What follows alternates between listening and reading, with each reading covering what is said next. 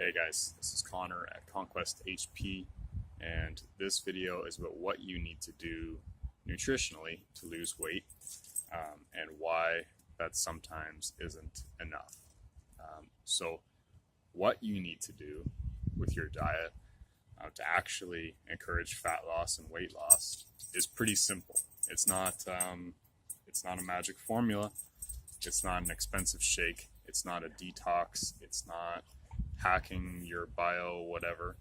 It's not anything fancy like that. Okay, don't look past basics. All fat loss and weight loss diets work on the exact same principle, and that's reducing your calorie intake. Reducing your calorie intake so that you consume fewer calories than you burn.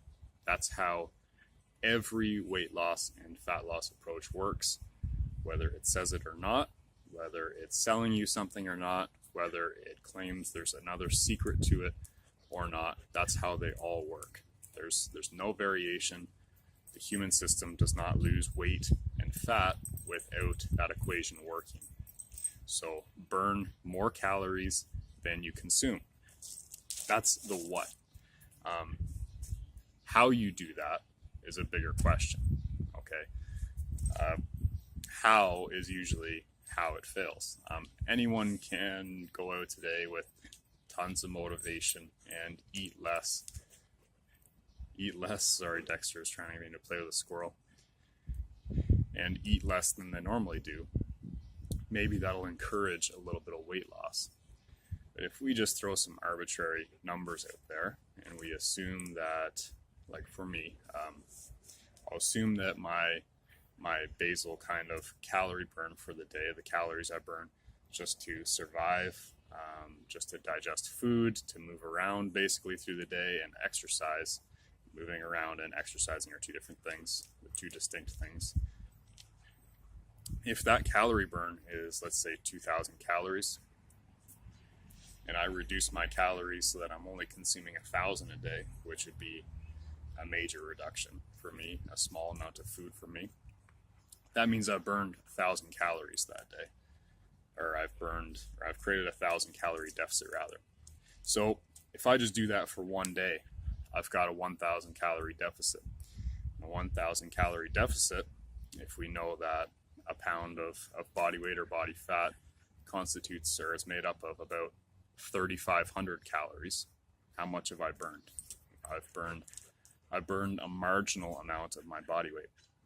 So if I do that for one day, and tomorrow I say, you know what, that was too hard, I'm done, I did the whole fat loss thing for now, I'm going to recharge my batteries and come back at it later, I haven't gotten anywhere. Nowhere meaningful.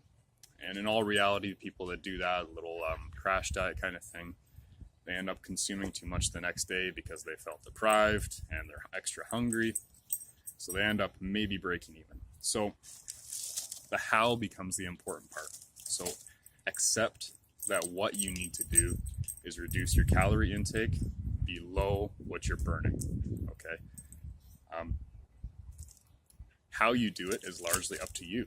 How you do it is whatever works based on your preferences. People obviously achieve this in dozens of different ways. You know, people will swear that you have to be low carb, or that you have to be low fat, or that you have to eat paleo, or that you have to do a bullshit shake cleanse for a month, or whatever it might be. They all work the same way. Okay, and if you can't stick to it, it doesn't matter what it is, it's not going to work. If it's just a one-day approach, it's going to be very limited in its scope. If you can maintain that for 30 days, obviously you've got 30 days to burn fat, to reduce or to create a calorie deficit. So there's way more potential for weight loss, for fat loss.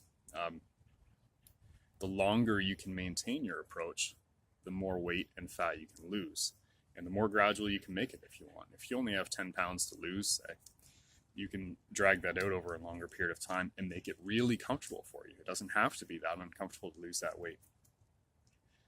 But the approach has to be something that you can maintain. If you do a little shake cleanse or something for a month, and you lose your 10 pounds or 15 pounds even because you're starving for a month and just consuming liquids, and then you break that month of shake cleansing with going right back to your old diet, guess what's going to happen? You're going to eat the same number of calories you were before, maybe a little bit more because you've been surviving on shakes, and that's as horrible as it sounds for the last month. So you're probably going to binge a little bit. You're going to live it up a little bit. You haven't learned how to apply that calorie deficit to everyday life. So keep in mind that the what to do is established.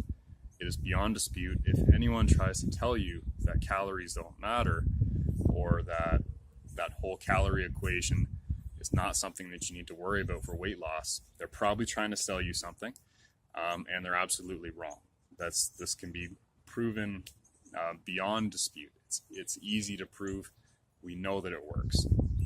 How you do it is up to you. If you're working with a coach, then they should be able to cater the approach to you. They shouldn't just say, I'm a paleo coach, you're eating paleo, stay away from flour or whatever paleo constitutes these days. It should fit to your life. Your calorie deficit should fit to your life. It should be something that you can maintain over time. It might include a little more exercise, a little more activity through the day. You might decide that you like eating a few less carbs, or you might want to go lower fat. It's totally up to you. But the what is established. The how is where you should be focusing your attention. So hit the like, hit the subscribe button on this video. If you have any questions or comments, definitely leave those below. I'd love to hear from you, and talk again soon.